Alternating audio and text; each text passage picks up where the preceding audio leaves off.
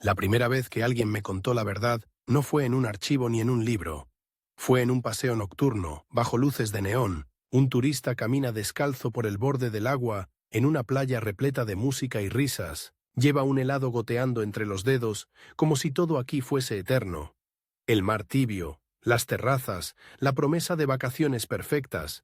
Entonces su pie pisa algo duro entre la arena y el mosaico del paseo. Se agacha pensando que será una moneda, pero encuentra una pequeña pieza oxidada, un fragmento de grillete, frío y áspero, como una mordida de metal. Lo sacude con asco.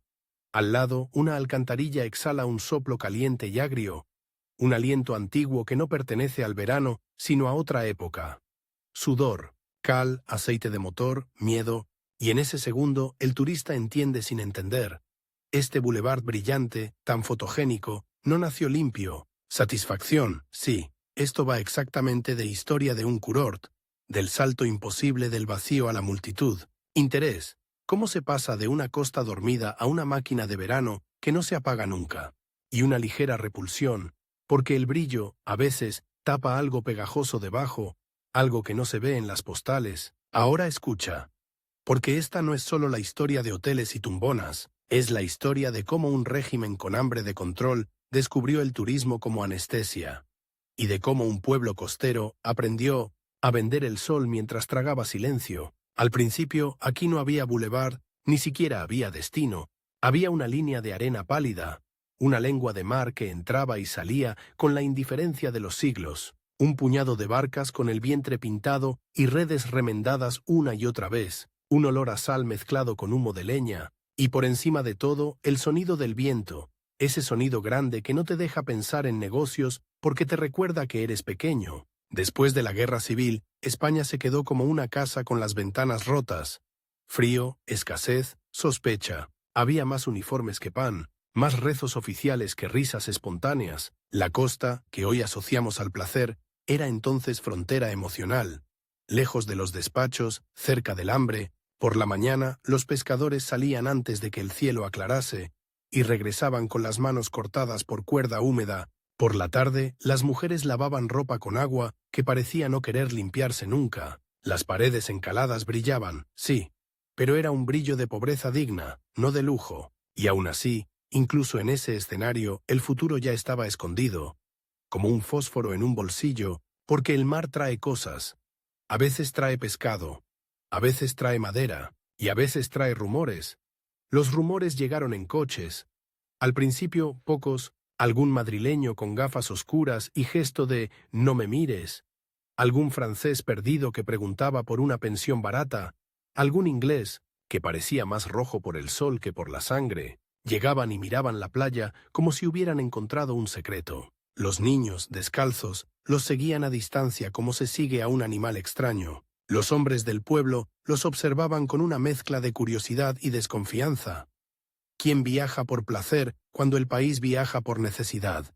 En los bares no se decía turismo, se decía veraneantes, y se decía con ese tono que mezcla oportunidad y amenaza. Como si el dinero tuviera dientes. España, en aquellos años, era una nación que vigilaba su propia sombra. La moral era un uniforme invisible. Se llevaba incluso sin querer, y en la costa, donde el cuerpo se muestra más, ese uniforme pesaba doble. Las autoridades podían mirar un escote como si fuera un crimen. La playa era un escenario raro, un lugar donde la naturaleza pide libertad y el poder exige orden. Y sin embargo, el sol no entiende de decretos, la piel se broncea igual, el deseo aparece igual, y la economía, cuando huele dinero, encuentra argumentos hasta en la Biblia. Durante los años 40 y primeros 50, el pueblo sobrevivía con lo de siempre. Pesca, algo de agricultura, pequeños talleres, pero había una verdad que nadie decía en voz alta. El mar ya no bastaba, las redes daban menos, los precios apretaban y los jóvenes miraban hacia las ciudades como quien mira una puerta de salida. Entonces surgió el primer gran contraste. El régimen quería autosuficiencia, control, disciplina, pero el país necesitaba divisas, necesitaba oxígeno, necesitaba abrir una rendija, y la rendija tenía forma de playa. En los noticiarios oficiales todo era épico. Inauguraciones, banderas, sonrisas coreografiadas. En la calle, la gente aprendía a callar para vivir. Esa distancia entre la pantalla y la arena es donde creció el milagro turístico, un milagro con factura. Un día alguien importante, o alguien con amigos importantes, señaló el mapa y dijo, aquí, no porque fuera el lugar más bello del mundo, sino porque era útil, porque era accesible, porque podía convertirse en escaparate, porque el sol, a diferencia de la política, no se discute, y así empezó la transformación. Lenta al inicio, como una marea que sube sin que la notes hasta que te moja las rodillas. Primero llegó la carretera, o la promesa de la carretera, y la carretera, en una costa aislada, es como abrir una vena por donde circula el futuro. La tierra se cortó, se niveló, se marcó con estacas. En el polvo aparecieron hombres con picos y palas, algunos jornaleros, otros uniformados, otros simplemente silenciosos. Las manos se volvieron grises de cal, el sonido del martillo empezó a competir con el de las olas. La gente del pueblo lo celebró. Con cuidado, porque celebrar demasiado en una época de vigilancia podía parecer sospechoso, pero en privado, en cocinas pequeñas, empezaron a hacerse cuentas. Si vienen más veraneantes, alquilamos la habitación de la abuela. Si abren un hotel, tu primo entra de camarero. Si levantan un paseo, el terreno sube. Palabras nuevas se metieron en la lengua: licencia, parcela, inversor.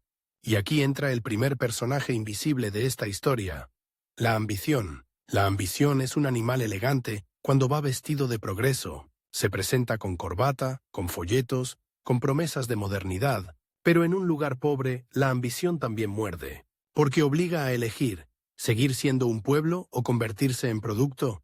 Hubo una reunión, o muchas, en las que el ayuntamiento y los propietarios discutieron qué hacer con la costa. Algunos querían construir bajo y extendido, como casas blancas al estilo antiguo. Otros, más atrevidos, dijeron una idea que sonaba a ciencia ficción: construir hacia arriba, vertical, torres, sombras largas, ventanas como panales.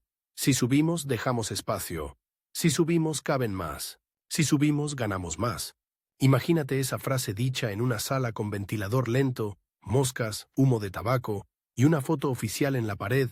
Imagínate el silencio después, porque ganar más era un idioma que todo el mundo entendía, incluso cuando no se podía pronunciar con libertad. Mientras tanto, el régimen empezaba a comprender el poder del turista. Un turista no solo trae dinero, trae una historia que se puede vender. España es diferente, dirían después con sonrisa brillante. Y esa frase, por cierto, funcionaba como perfume. Tapa olores, seduce, distrae, pero no todo era seducción. La transformación tenía una parte áspera, casi indecente. El trabajo, las obras no eran un anuncio, eran barro. Los primeros hoteles nacieron con cemento en las uñas de los obreros. Los primeros bares se montaron con madera recuperada, con clavos torcidos, con electricidad que fallaba. Los primeros carteles se pintaron a mano. Y los primeros sueldos eran tan bajos que el mar parecía reírse. En esa misma costa donde hoy el turista se queja si el wifi es lento, hubo hombres durmiendo en cuartos sin ventilación, compartiendo agua, repitiéndose: «Aguanta, que esto es el futuro». Y algunas mujeres entraron a limpiar habitaciones ajenas con una mezcla de vergüenza y orgullo. Vergüenza por servir, orgullo por llevar pan a casa. El turismo no llegó como fiesta, llegó como fábrica de verano. Y sin embargo, el pueblo empezó a cambiar de cara. Aparecieron heladerías, aparecieron terrazas, aparecieron radios con música extranjera bajita, como si la melodía pudiera delatarte. Los jóvenes aprendieron palabras sueltas en otros idiomas: hello, mercy, beer, y cada palabra nueva era un ladrillo más en el puente hacia otra vida. Pero el régimen, y aquí la tensión empieza a apretar, no podía permitir que la playa se convirtiera en un carnaval descontrolado. Necesitaba el dinero del extranjero, sin aceptar demasiado al extranjero. Necesitaba modernidad, sin perder la moral oficial. Y esa contradicción se volvió un campo de batalla cotidiano, ridículo y peligroso a la vez. Porque la playa es política cuando un bikini se vuelve una amenaza. Sí, el bikini. Esa pequeña pieza de tela que hoy parece inocente y entonces era dinamita cultural, no por la tela, sino por lo que simbolizaba. Libertad del cuerpo, libertad de mirada, libertad de costumbres, y en una España donde la obediencia era moneda, la libertad era contrabando. Aquí es donde la historia se acelera, como si alguien hubiera pisado el acelerador de un coche pequeño y ruidoso. Cuentan, y cuando digo cuentan, quiero que lo veas en tu cabeza como una escena de película, que el alcalde de aquel pueblo costero recibió quejas, avisos, amenazas veladas. Esto no puede convertirse en Sodoma. Los extranjeros corrompen. La Guardia Civil está mirando. Y al mismo tiempo, los comerciantes le susurraban otra cosa. Si los echas, nos arruinas. Si prohíbes, se van a otra playa. Si se van, volvemos a la miseria. Imagina al alcalde en su despacho, sudando, con un teléfono negro, escuchando dos futuros distintos. En uno, la playa vuelve a ser silenciosa y pobre, y el régimen lo aplaude. En el otro, el pueblo prospera, pero el régimen lo vigila. Y entonces sucede el gesto que define toda la época. El poder local, desesperado por sobrevivir, decide negociar con el poder central, usando el idioma más peligroso de todos. El dinero. La escena es absurda y potente. Un hombre con traje sencillo, quizá en una Vespa o en un coche modesto, viajando kilómetros para pedir permiso no para construir una escuela ni un hospital, sino para que la gente pueda bañarse con menos tela. Y detrás de esa petición, escondida como una carta bajo la manga, estaba la verdadera súplica. Déjame convertir este desierto en máquina de divisas, porque eso era el turismo para la España de Franco en su fase de apertura económica. Una fábrica de moneda extranjera con aroma a crema solar, una exportación sin barcos, vendíamos sol, arena y olvido. El permiso, explícito o tácito, cambió el ritmo de todo. De repente, el mensaje se filtró por Europa como un rumor caliente. Hay una costa donde el sol es barato y la policía mira hacia otro lado. A ratos. Y empezaron a llegar más coches, más autocares, más acentos. El pueblo dejó de ser pueblo en las conversaciones. Se volvió destino. Pero no te equivoques. Mientras los turistas se bronceaban, el país seguía lleno de sombras. Había censura, había miedo, había gente que no podía hablar de su pasado. El contraste era casi obsceno. Risas en la playa, silencio en las casas, copas tintineando, y al mismo tiempo cartas escondidas en cajones, canciones extranjeras en un bar, y en la radio oficial otra España de cartón piedra. Y aquí aparece el primer twist, el que casi nadie quiere mirar. El Gran Boulevard, ese paseo donde hoy se venden gafas de sol y se hacen selfies, empezó a construirse no solo con cemento, sino con obediencia, con permisos concedidos a unos y negados a otros, con terreno recalificado como por magia, con favores, con amigos con prisas, con manos baratas que no podían protestar, con familias que, para no perder la oportunidad, aprendieron a no preguntar de dónde venía cada orden. El progreso, en esa época, tenía forma de grúa y de silencio. Mientras las primeras torres crecían, el mar seguía ahí, igual. Pero la playa ya no era una línea natural, era un tablero donde se jugaba una partida enorme. El régimen intentando comprar estabilidad, el pueblo intentando comprar futuro, los inversores intentando comprarlo todo, y como en toda partida, siempre hay alguien que paga sin estar invitado. Los pescadores empezaron a notar que la costa cambiaba. Donde antes había arena libre, ahora había vallados. Donde antes se reparaban redes, ahora había obras. Algunos vendieron sus pequeñas parcelas pensando que era una fortuna. Y años después, vieron cómo esa fortuna era una migaja comparada con lo que se construyó encima. Otros resistieron, otros se fueron. El mar ya no era el centro, era el decorado. Y lo más inquietante, el pueblo empezó a acostumbrarse. Esa es la parte más peligrosa de cualquier transformación. Cuando lo extraordinario se vuelve normal, cuando la primera torre escandaliza, la segunda sorprende, la tercera ya se acepta, y a la 10ª le pones nombre y la usas de punto, de encuentro. Nos vemos donde la sombra cae a las 5. El aire olía a pintura fresca y a oportunidad, y también, a veces, a algo rancio, a aguas mal gestionadas, a basura escondida, a promesas rotas, porque un boom rápido siempre deja residuos. Y aquí el residuo no era solo físico, era moral. A finales de esta primera etapa, el pueblo ya tenía dos caras, la de postal y la de trastienda, y cuanto más brillante era la postal, más oscuro parecía el almacén. El sol seguía siendo el mismo, sí, pero ahora iluminaba cosas nuevas, contratos, uniformes, billetes y miradas que medían a la gente como si fueran habitaciones disponibles. Y justo cuando parece que todo va hacia arriba sin freno, aparece la pregunta que cambia el género de esta historia. ¿Qué pasa cuando el turismo deja de ser salvación ¿Y se convierte en dependencia?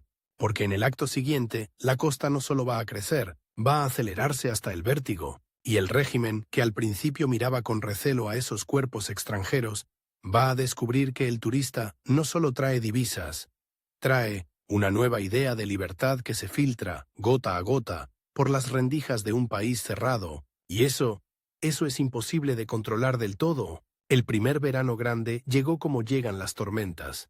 No pidiendo permiso, sino empujando la puerta, de un año a otro el pueblo dejó de contar visitantes y empezó a contarlos por oleadas. Y las oleadas no venían del mar, venían por carretera, por tren y luego por aire. La primera vez que un vecino vio bajar a un grupo entero de extranjeros con maletas iguales, pantalones cortos y piel ya tostada por otro sol, pensó una frase que no se atrevió a decir en voz alta.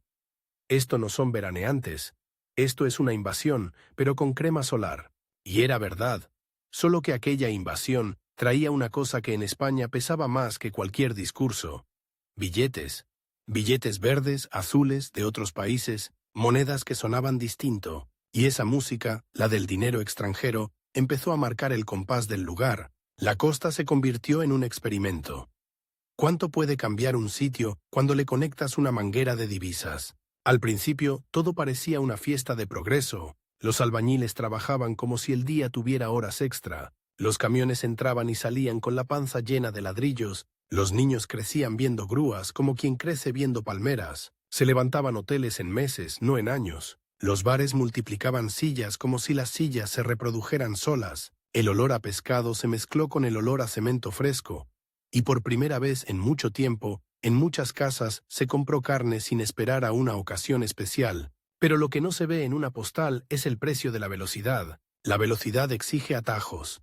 Y los atajos, en tiempos de silencio, suelen estar llenos de gente que aprende a mirar hacia otro lado. Hubo un momento preciso, y quien lo vivió lo recuerda como si el aire cambiara, en que el turismo dejó de ser una oportunidad y se convirtió en la única salida, porque una vez que la economía local se acostumbra al dinero fácil del verano, el invierno ya no es estación, es amenaza. El pueblo empezó a dividir el año en dos, temporada alta y supervivencia, y en esa división nació una ansiedad nueva. Antes el miedo era político, difuso, constante, ahora era económico y concreto.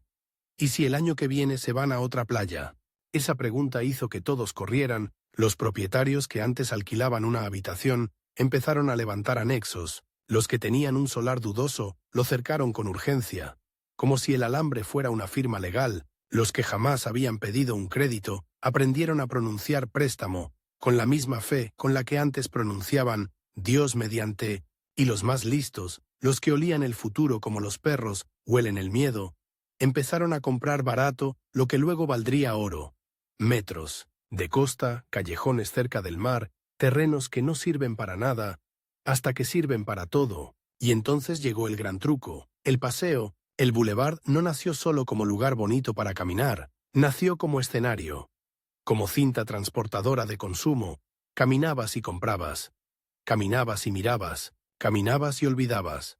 Se colocaron baldosas nuevas, farolas que prometían noches largas, bancos de madera pulida, se plantaron palmeras jóvenes que parecían frágiles, como si también ellas estuvieran aprendiendo a ser parte del negocio, y se abrió una batalla silenciosa por cada metro de fachada. ¿Quién tendría la mejor terraza? ¿Quién vería el mar sin obstáculos? ¿Quién pondría el primer cartel luminoso? Los carteles luminosos, qué cosa tan simple y tan brutal. En un país acostumbrado a la austeridad, ver letras de neón parpadeando era como ver a alguien sonreír con dientes de oro. Fascinante y un poco vulgar. Pero funcionaba, llamaba, hipnotizaba. El bulevar se volvió un río de gente, y el río arrastraba todo. Con esa corriente llegó lo inevitable, el choque de mundos. En el mismo tramo de playa podías ver, a pocos metros, a una familia extranjera riendo alto, y a un vecino local bajando la voz cuando pasaba un uniforme. Podías ver a una chica nórdica tomando el sol sin complejos, y a un cura mirando al suelo como si la arena quemara. Podías escuchar rock suave saliendo de un bar, y al girar la esquina, escuchar una radio con noticias oficiales. España quería ser moderna, pero no quería ser libre, y el turismo era modernidad en formato humano. Cuerpos sueltos, costumbres distintas, una forma de hablar que no pedía permiso. Aquí, la tensión se volvió deliciosa y peligrosa a la vez, como un cable pelado. Si lo tocas, te da electricidad, porque el régimen intentó administrar la libertad como si fuera un medicamento. Dosis pequeñas, controladas, solo para los extranjeros. Y aún así, la libertad se filtró, los jóvenes del pueblo empezaron a imitar gestos. Peinados nuevos, camisas más ajustadas, maneras de bailar, aprendieron a reír más alto en verano y a volver a bajarle el volumen a su vida cuando llegaba octubre. Y esa doble personalidad, esa vida partida, se convirtió en una habilidad social. Saber quién eres según quién te mira. Pero lo más interesante ocurrió detrás de las terrazas, donde nadie hacía fotos. Detrás del bulevar, en calles estrechas, aparecieron pensiones donde se apilaban literas, cocinas donde hervían ollas enormes para alimentar a trabajadores que venían de otras regiones, habitaciones alquiladas a familias enteras que se turnaban para dormir, porque el boom necesitaba manos, muchísimas manos, y esas manos llegaron desde dentro del país, desde lugares donde el futuro todavía era un rumor. Llegaron jóvenes con maletas de cartón, llegaron matrimonios con niños pequeños, llegaron chicas que querían trabajar de camareras para mandar dinero a casa. Llegaron hombres dispuestos a cargar sacos 10 horas al día por un sueldo que, aun siendo duro, parecía un salto. Y el pueblo cambió de acento, cambió de ritmo, cambió de densidad. En verano, el bulevar era brillante, en el interior era apretado, y en ese apretón nació el segundo lado del milagro. El cansancio. Porque el turismo, visto desde fuera, parece descanso. Visto desde dentro, es una máquina que no duerme. Camareros que caminaban tantos kilómetros en una noche que acababan con los pies como piedra. Cocineras que olían a aceite incluso después de ducharse. Limpiadoras que descubrían, en sábanas ajenas, secretos que preferirían no conocer. Recepcionistas que sonreían hasta que la cara se les quedaba rígida. Y todo eso en un ambiente donde todavía flotaba el «no te metas», «no preguntes», «mejor callar». Aquí viene una imagen que a mí me persigue. Un hotel recién inaugurado, precioso por fuera, blanco, moderno. Por dentro, pasillos limpios, alfombras nuevas, pero en el sótano, o en un cuarto trasero, un grupo de trabajadores comiendo rápido, de pie, pan con algo, con la camisa empapada de sudor. Arriba, turistas bailando. Abajo, gente tragando sin hablar. Es como si el edificio fuera una metáfora vertical del país. Y mientras tanto, el régimen explotaba el espectáculo. En los folletos, España era un paraíso soleado, barato, amable, con sonrisa eterna. En la realidad, había controles, normas, miradas vigilantes, pero cuidadosamente colocadas para no espantar al extranjero. Se creó una especie de teatro.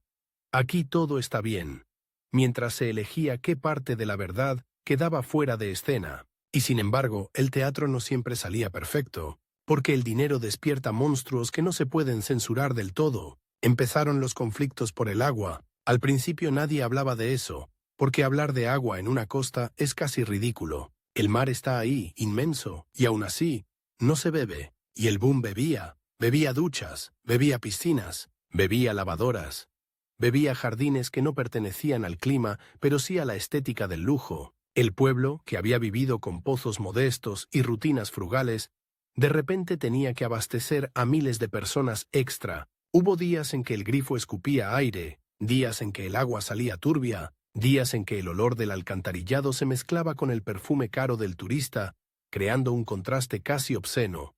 Chanel y cloaca. Y ahí apareció el primer gran escándalo local que no salía en los anuncios.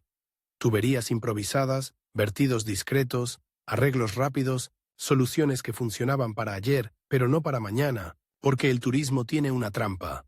Te obliga a crecer más rápido de lo que puedes organizarte. En la superficie, el bulevar crecía, en el subsuelo, el sistema se tensaba, y entonces llegó un verano especialmente caliente. El sol parecía más cerca.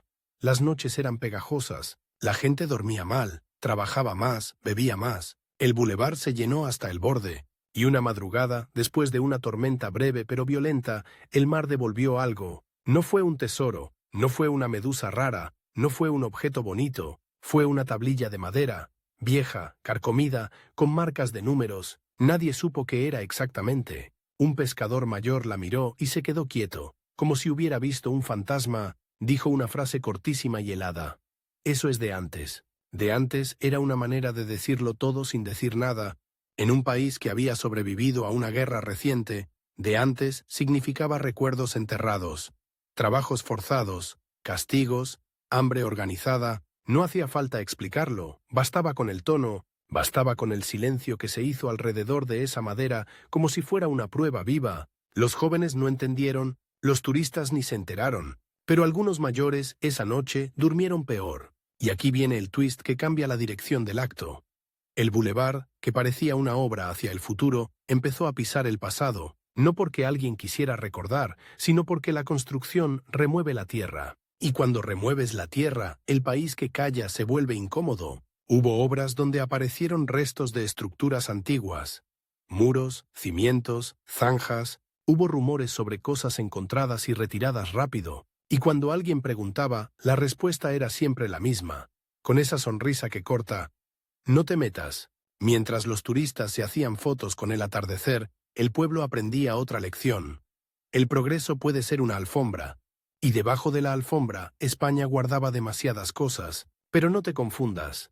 El tono seguía siendo luminoso por fuera, la energía del lugar era real, la alegría también, la gente se enamoraba, había romances de verano como incendios. Había amistades improbables entre camareros locales y músicos extranjeros. Había primeras veces, el primer cóctel, el primer baile sin mirar atrás, el primer sueldo que permitía comprar una nevera. En muchas casas el turismo fue salvación auténtica, y justamente por eso la dependencia dolía más, porque cuando algo te salva, te ata. El pueblo empezó a vivir pendiente del humor del extranjero. Si llovía, se hundía el día. Si subía el precio del combustible en Europa, temblaban las reservas. Si alguien decía que otra costa era más barata, aparecía un escalofrío, y de repente la identidad local se ajustaba como un traje al gusto del visitante. Platos típicos, pensados para paladares ajenos, música española, convertida en espectáculo repetido, tradiciones empaquetadas como souvenir. Se vendía una España simplificada, sonriente, limpia de conflicto. Y aquí, en mitad del auge, se coló algo inesperado. La libertad empezó a parecer contagiosa, no una libertad política explícita, no, era más sutil y por eso más peligrosa. Libertad de costumbres, de conversación, de imaginar otro tipo de vida. En un bar del boulevard, un chico local escucha a un turista hablar mal de su propio gobierno y quedarse tan tranquilo, nadie lo detiene, nadie lo mira con miedo, el chico lo observa como si viera magia. Piensa, ¿se puede hablar así? En una terraza, una chica local ve a una extranjera fumar y reír sin pedir disculpas al mundo. Piensa, ¿se puede vivir sin pedir permiso? En una pista de baile, un camarero aprende un paso nuevo, y en ese paso hay una sensación rara. Por un segundo, el cuerpo manda más que la norma. Eso, para un régimen de control, es dinamita lenta, y entonces, como toda dinamita lenta, explotó de una forma que nadie esperaba. En forma de moral, hubo temporadas en que el péndulo se movía hacia la vigilancia, redadas discretas en locales demasiado ruidosos, multas por escándalo, advertencias a hoteles, inspecciones, una especie de recordatorio. Disfruten, sí, pero no tanto. Y el pueblo, atrapado entre el dinero y la norma, desarrolló una habilidad que rozaba el arte. La simulación. De cara al turista, libertad. De cara a la autoridad, orden. De cara a la familia, decencia. De cara al bolsillo, lo que haga falta. Así se creó una doble ciudad, la ciudad del boulevard, con su brillo y su ruido, y la ciudad de los pasillos traseros, donde se negociaba, se callaba, se trabajaba, se sobrevivía. Y fue en esa doble ciudad donde aparecieron los nuevos depredadores. Los intermediarios, gente que conectaba al inversor con el funcionario, al funcionario con el permiso, al permiso con el dinero, gente que hablaba en diminutivos y sonrisas. Esto se puede arreglar, ya verás, tú tranquilo, y cada arreglo era un ladrillo más en una estructura invisible de favores. Algunos vecinos se hicieron ricos rápido, demasiado rápido. De un año a otro pasaron de bicicleta a coche, de casa humilde a apartamento con vista al mar, y el pueblo, que se conocía de memoria, empezó a mirarse con sospecha. ¿Y este? ¿De dónde? Y como en toda historia de crecimiento feroz, llegó un momento de fractura, una noche, en plena temporada, un incendio en un local pequeño, un chispazo, un cable viejo, una imprudencia, convirtió en humo lo que era fiesta. El bulevar se llenó de gritos, de carreras, de sirenas. Los turistas miraban desde los balcones como si estuvieran viendo un espectáculo. Los vecinos corrían con cubos, y cuando el fuego se apagó, quedó una verdad al descubierto.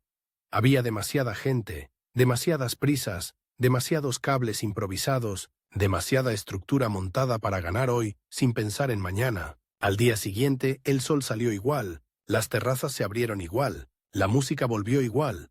Pero algo había cambiado. El miedo ya no era solo político ni solo económico, era físico. ¿Y si esto se cae? ¿Y si esto arde?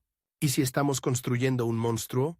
Nadie quería responder, porque responder significaba frenar, y frenar significaba perder, y perder significaba volver a la pobreza. Así que el monstruo siguió creciendo: hoteles más altos, piscinas más azules, discotecas más grandes, carreteras nuevas, publicidad más agresiva, y el bulevar, cada vez más lleno, empezó a parecerse a una cinta de correr.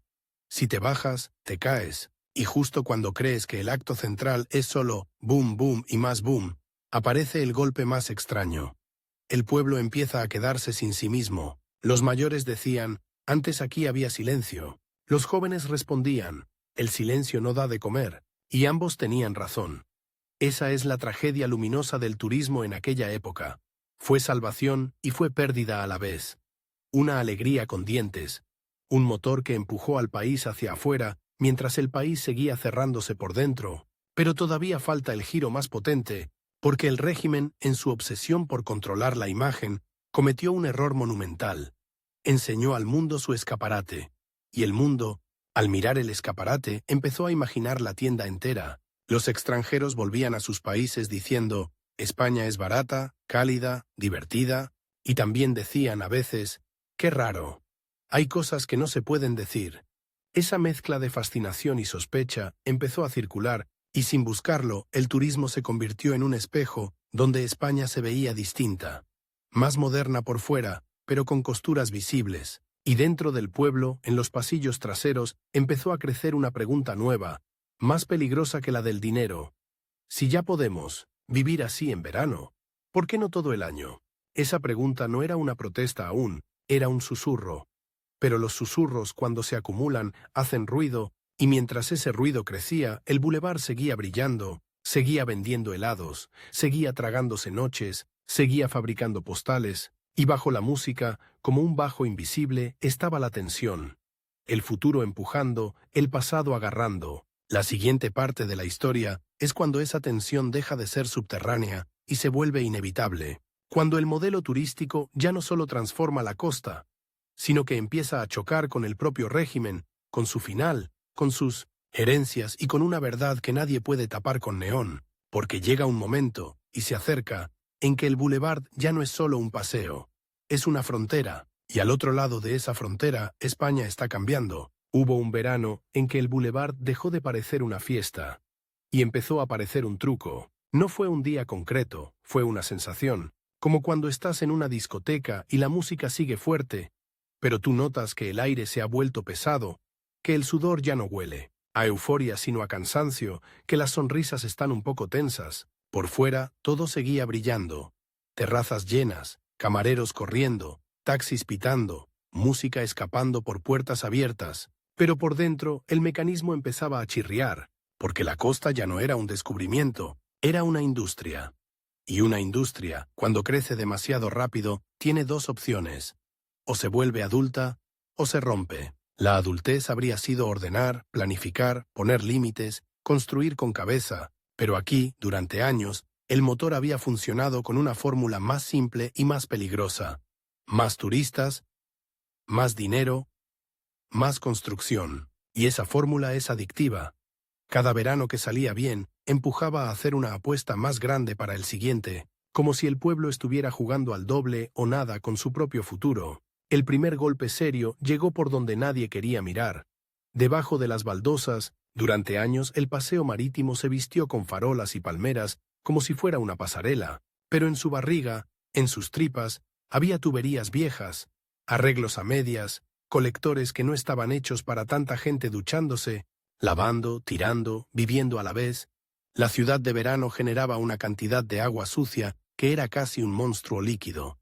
y el monstruo buscaba salida. Una madrugada, en plena temporada, el mar amaneció con una espuma extraña, no la espuma bonita de las olas, era una espuma sucia, pegajosa, con un brillo enfermizo. Los primeros en verla fueron los trabajadores que limpiaban la playa antes de que llegaran los turistas. Hombres con rastrillos y bolsas negras, ojos rojos de dormir poco, se miraron entre ellos como quien se encuentra una mancha de sangre en la camisa. Esto no es normal. Y entonces llegó el olor. Un olor que no perdona, un olor que no se puede maquillar con colonia ni con brisa marina, un olor a alcantarilla caliente, a comida podrida, a algo humano y triste. La gente empezó a acercarse tapándose la nariz, como si el asco fuera un reflejo. Algunos turistas se enfadaron, otros se rieron con nerviosismo, otros hicieron fotos como si el asco también fuera un souvenir. Los dueños de los chiringuitos corrieron a echar más lejía, a esconder la vergüenza bajo cubos de agua. Los hoteles llamaron a alguien para que lo arreglara, y el ayuntamiento intentó lo que tantas veces había funcionado en aquella época. Silencio, rapidez, apariencia. Pero cuando el olor llega, el silencio no sirve. Esa mañana el bulevar parecía el mismo, sí. Pero a cada paso se notaba algo. La gente caminaba más rápido, las risas eran más cortas, los camareros sonreían con una tensión que no era profesional. Era miedo, miedo a que el verano se estropeara, miedo a que la máquina se parara, porque la máquina, ya lo sabemos, no solo pagaba helados, pagaba vidas. La segunda grieta llegó por el cielo, años de construcción vertical habían creado una costa con sombras largas, hoteles como paredes, balcones como ojos, y un día, un temporal, de esos que parecen un recordatorio de que el mar no es un decorado, golpeó sin piedad, el viento arrancó toldos como si fueran papel. Las olas saltaron la orilla, mordieron escalones, empaparon sótanos, la lluvia entró en recepciones pulidas y dejó charcos que olían a mar mezclado con moqueta. Esa noche el paseo se vació como si alguien hubiera apagado el mundo, y por primera vez en mucho tiempo el pueblo escuchó el sonido original de ese lugar. El viento grande, las farolas titilaban, algunos carteles de neón chisporroteaban y luego se apagaban. El bulevar, sin gente, parecía un escenario después del espectáculo.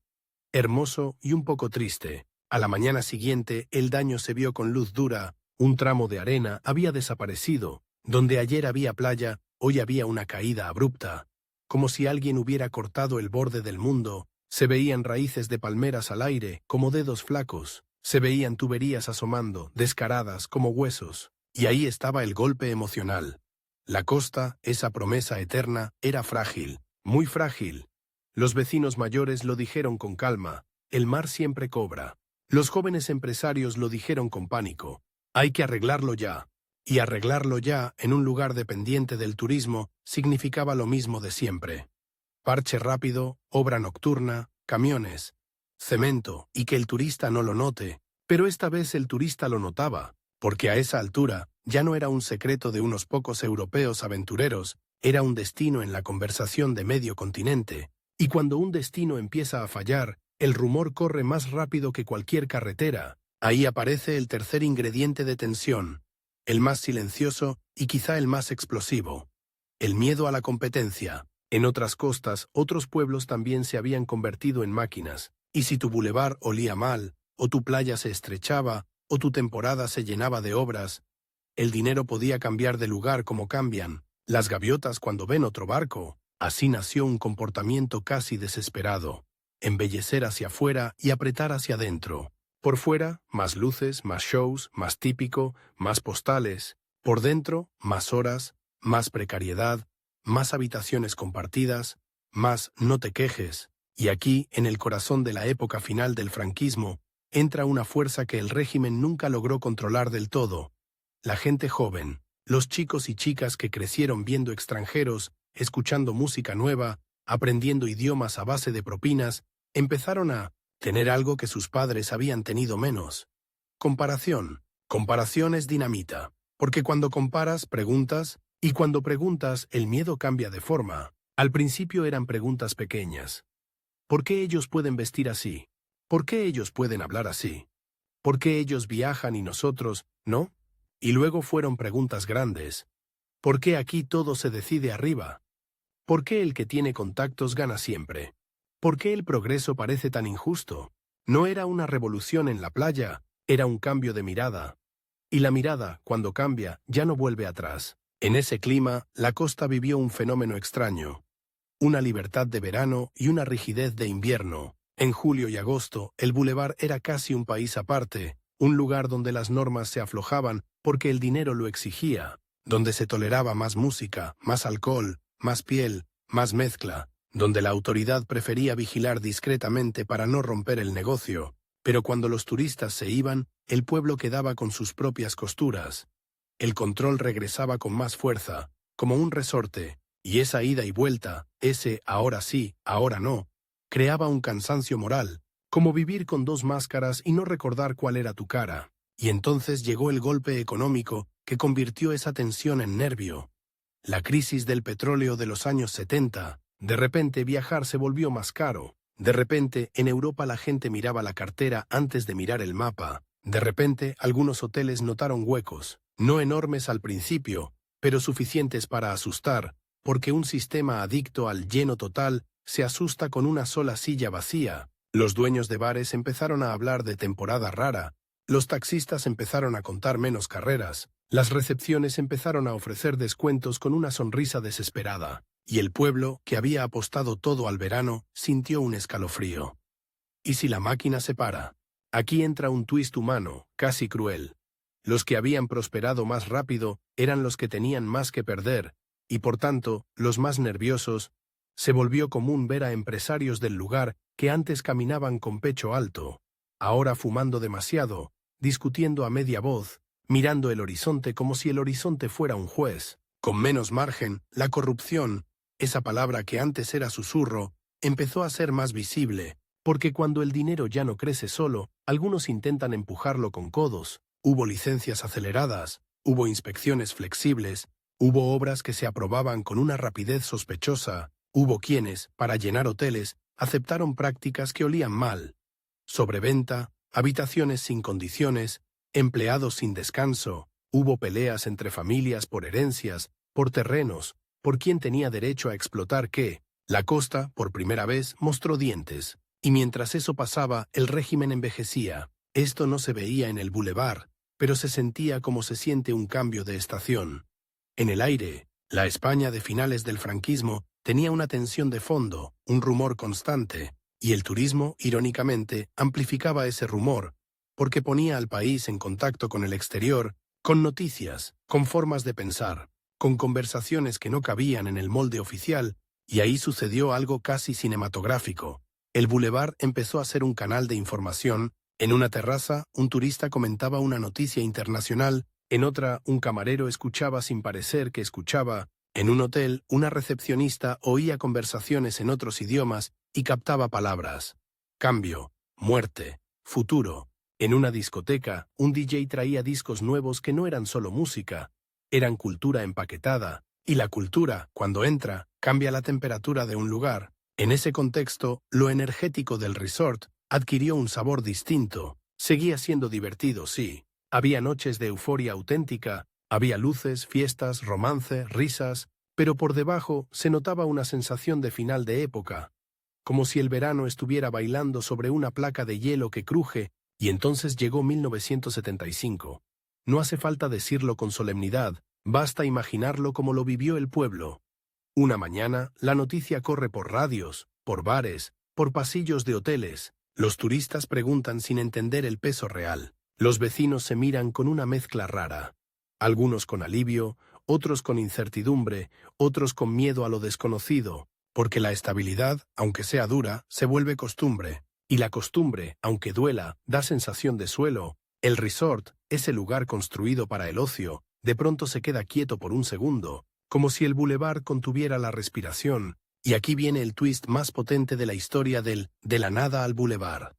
El final del régimen no llegó como una demolición, llegó como una transición, y la costa tuvo que decidir qué era, porque hasta ese momento el modelo estaba claro.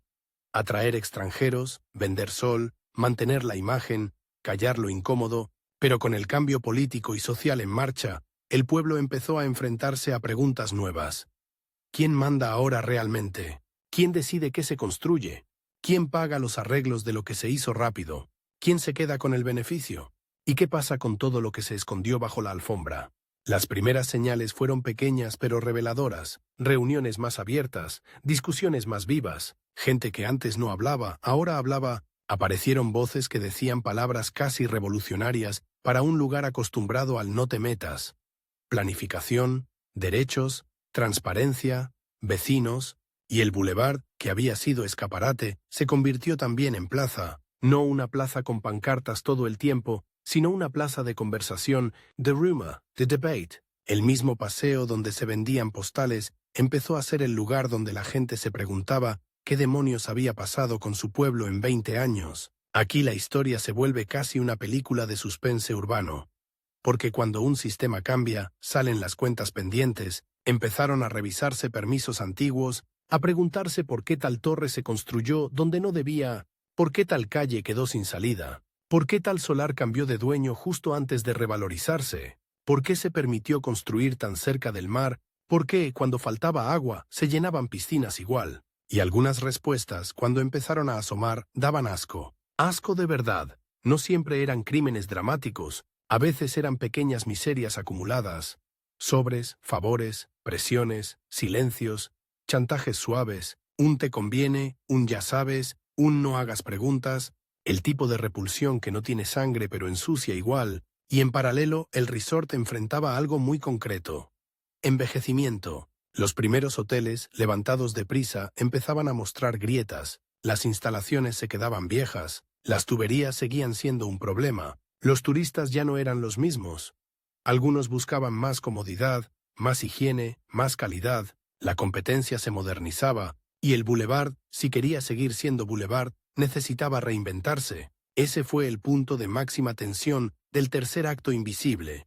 El resort estaba atrapado entre dos mundos. Si se modernizaba, necesitaba inversiones, normas, obras, y eso implicaba tocar intereses viejos. Si no se modernizaba, se quedaba atrás y la máquina podía morir. Y cuando una máquina puede morir, los que viven de ella se desesperan. Hubo una escena que resume esa desesperación como un puñetazo visual.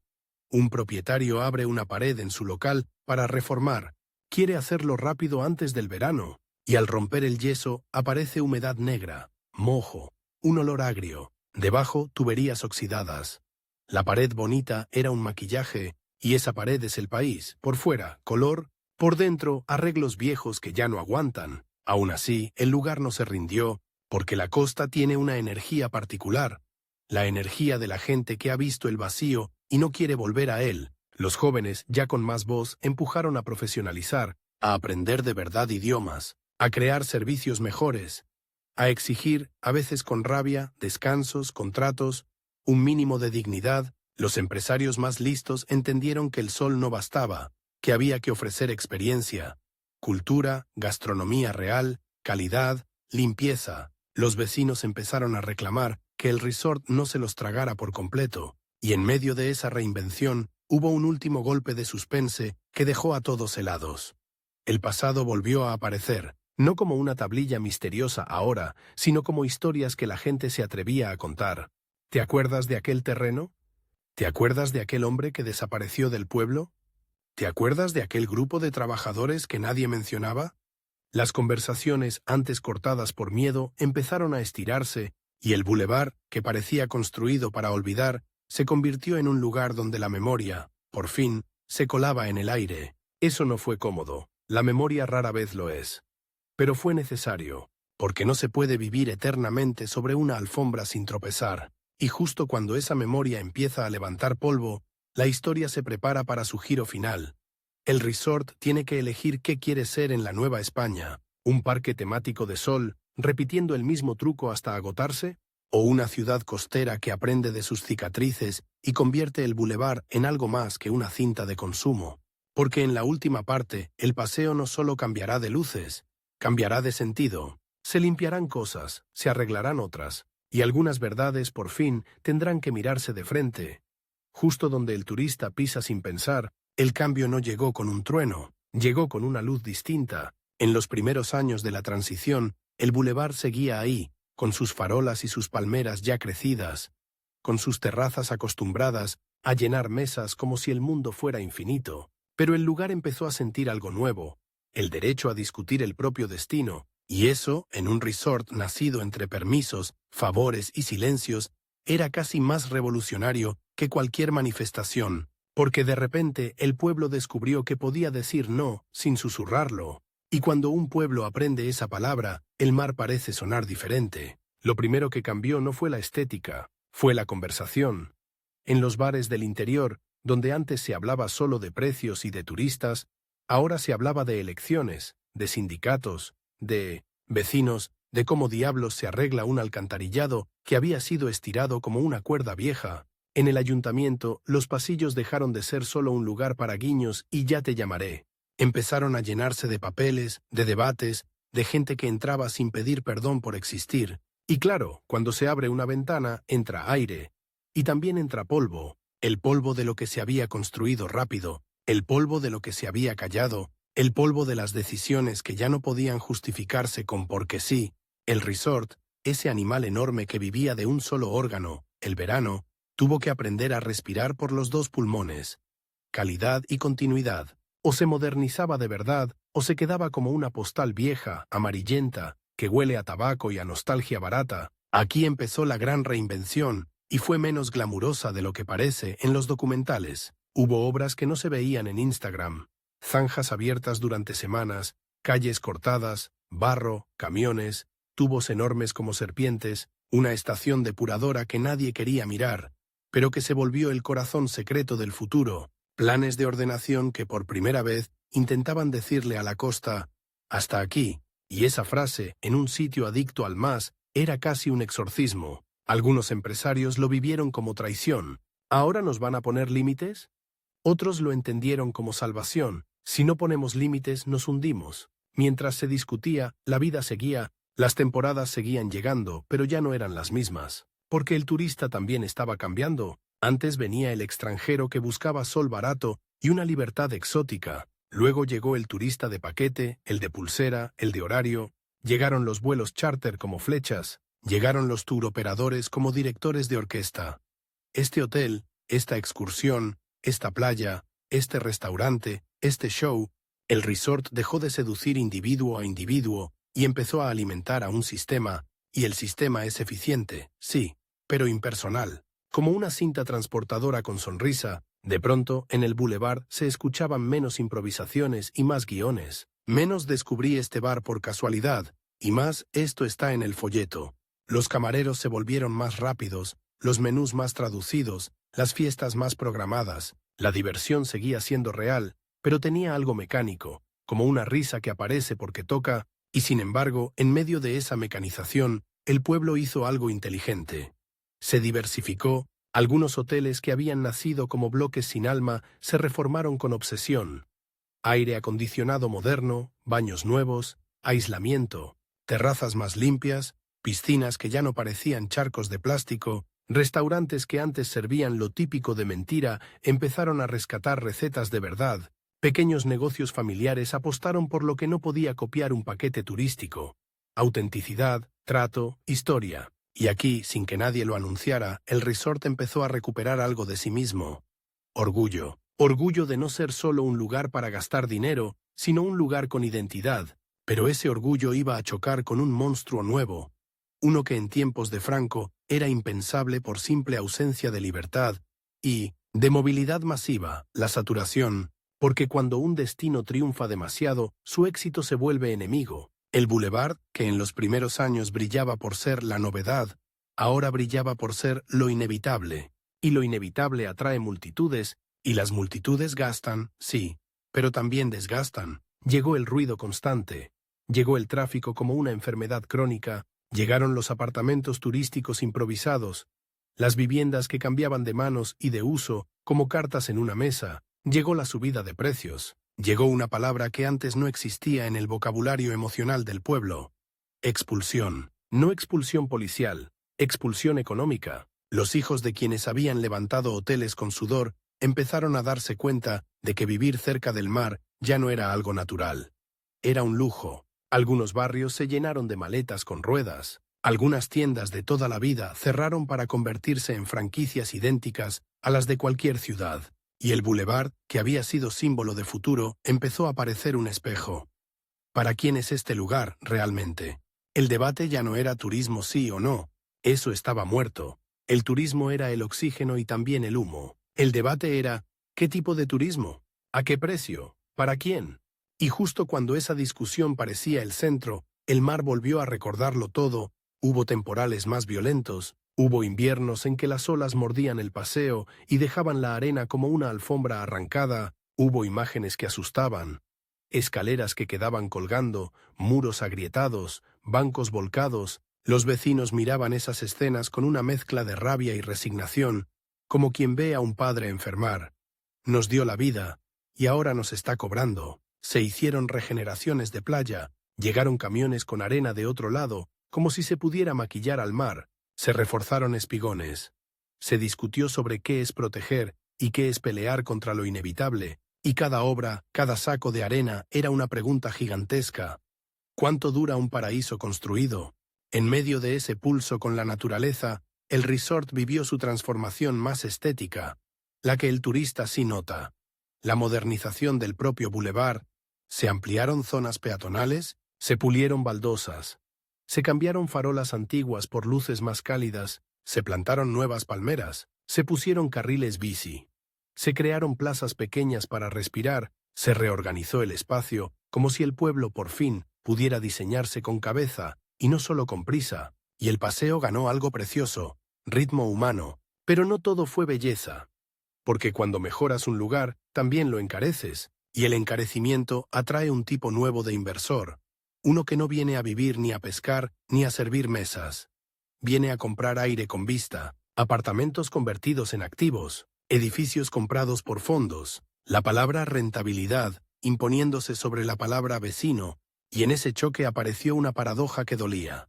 El pueblo había luchado décadas para convertir una playa vacía en bulevar, y ahora, algunos sentían que el bulevar se les escapaba de las manos. Hasta aquí, la historia podría quedarse en lo típico. Crecimiento, modernización, problemas del éxito, pero falta el giro final, el que vuelve al inicio como una ola que regresa. ¿Recuerdas el fragmento de grillete en la arena?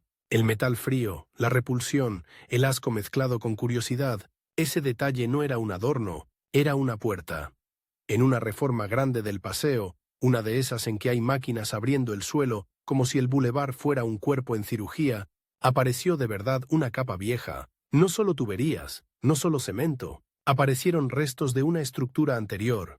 Un tramo de piedra, una especie de zanja rectangular, y entre tierra húmeda, pequeños objetos metálicos, oxidados. Un operario los sacó con la pala como quien saca basura. Iba a tirarlos.